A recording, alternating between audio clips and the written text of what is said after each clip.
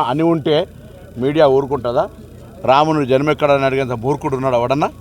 అటువంటి రాముణ్ణి ఓట్ల రూపంలో అడుక్కునే మీరు, మలుచుకుని మార్కెటింగ్ చేసుకునే మీరు రాముని జన్మ గురించి కూడా అంశం లేవనెత్తుతారంటే మీ మూర్ఖత్వం ఎంత ఉందో ఒక్కసారి భక్తులంతా ఆలోచన చేయాలి. నేను ఎన్నడని అని ఉన్నట్టుగా చూపెడితే నేను సజీవ దహనానికి కూడా నాకు నేనుగా సిద్ధం.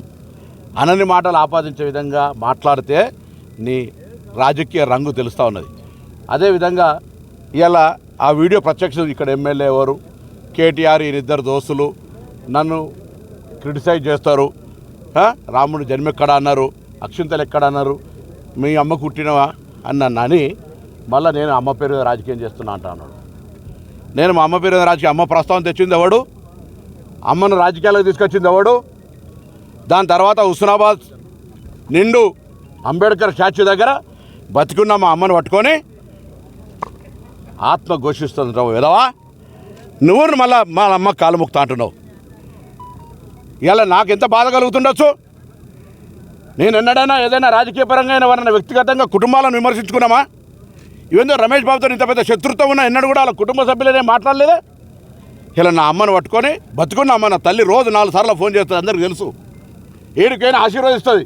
అటువంటి ఆమెను పట్టుకొని ఇలా 80 సంవత్సరాల అమ్మను పట్టుకొని ఆత్మకు శోభిస్తుంది అంటున్నావా? బతుకున్నామని పట్టుకొని మళ్ళీ పేపర్లలో దొంగ జపాలు. అమ్మ పేరు రాజకీయ, నేను అమ్మ పేరు ఎవరు తీసింది? నేను తీసిందా? నేను అడిగిన ఈ ఎంపీగా ఈ నియోజకవర్గం ఏం చేసినావు చర్చకు రమ్మని అడిగిన. నేను చేసినవి చూపిస్తా అని చెప్తున్నా. ఇవాళ కూడా రోడ్లు, ఉపాధి హామీ పనులు చెప్పుకునే విధవా ఈ నియోజకవర్గ అభివృద్ధికి ఏం చేసినావు? ఒక నిర్మాణాత్మక పనులు చెప్పు. ఈ వేములవాడ దేవస్థానం హిందూ అని చెప్పుకుంటావు కదా, ఏం చేసినావు చెప్పు. రాముని పేరు పొద్దుగాలి అసలు మంగళసూత్రాలు అమ్ముకున్నాను. భార్య మంగళసూత్రం విలువ తెలుసా? ఎన్నికల్లా ఓట్ల కొరకు పిచ్చగా లెక్క పెళ్ళ మంగళసూత్రాలు అమ్ముకున్నాను. నువ్వొక విధవ. నన్ను అంటుండి అలా ఎంపీగా నేను గెలిస్తే నువ్వు రాజీనామా చేస్తావని. సిగ్గుండాలి. 3 సార్లు ఎమ్మెల్యే ఓడిపోయినావు. అసలు ఎంపీకి నీకు అర్హత ఉందా పోటీ చేసేది? అసలు ఎంపీగా రాజీనామా చేయాలి కానీ ఎమ్మెల్యే ఓడిపోయినాక మొన్న నేను నా నియోజకవర్గంలో ఎక్కడో కూడా గెలిచిన మొగోడిని. నీకు దమ్ముందా? నువ్వు ఎమ్మెల్యే ఓడిపోయి 3 సార్లు అదే నియోజకవర్గం నుంచి గంగుల కమలాకర్ నువ్వు కుమ్ముక్కై నువ్వు ఎమ్మెల్యే ఓడిపోవాలి. మళ్ళీ వాడో వీడో రాళ్ళు కొట్టినట్టు ఇటువంటి సానుభూతి తెచ్చుకోవాలి.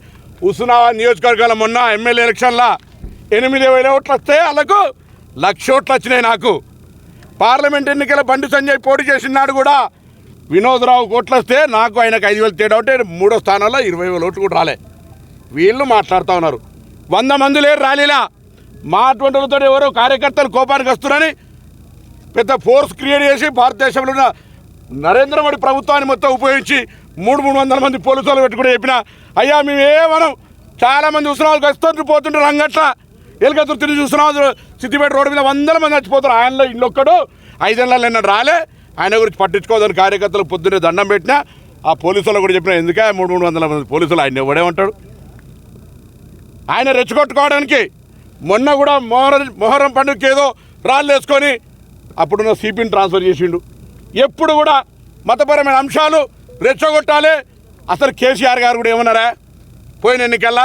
అరే నేను యజ్ఞాలు చేస్తా, నేను ఇంత పెద్ద భక్తుడిని, పాడోడు ఇడోడా హిందుగాలు బొందుగాలని పెద్ద హిందువుల పేరున బ్రాండ్ అంటాడు, నాకంటే ఎవడు ఎక్కువ అన్నాడు. దాన్ని ఎన్నికల రాజకీయం చేసుకొని గెలిచాడు బిడ్డ. ఇవాళ తల్లి, ఏ తల్లి అందరికి తల్లిని రాజకీయాలకు లాగినావు.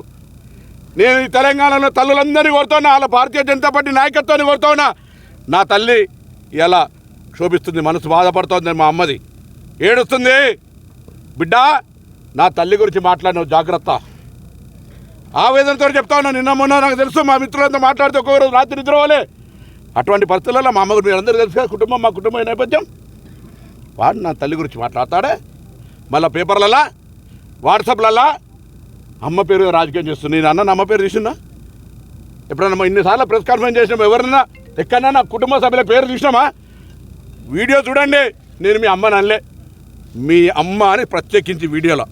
ఇక్కడ ఎమ్మెల్యే ఎవడని, ఈ ఎమ్మెల్యే కేటీఆర్ కలిసి నన్ను తిడుతున్నారని, రాముడు జన్మ ఎక్కడ అడిగిందని, అక్షంతల గురించి అడిగిందని మీ అమ్మకు నువ్వు పుట్టినవా అని అంటే వాళ్ళమ్మ జవాబు చెప్పాలి. మళ్ళా హుస్నాబాద్ సభలా మా బతుకునమ్మని పట్టుకోవట్లట.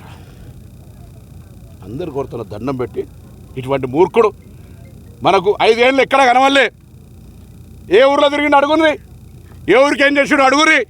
ఇటువంటి మూడలే ఓడిపోయి అఖిల భారతీయ జనతా పార్టీ ప్రధాన ఎమ్మెల్యే ఫ్లాప్ ఓడిపోయి ఈ ఎంపీ అట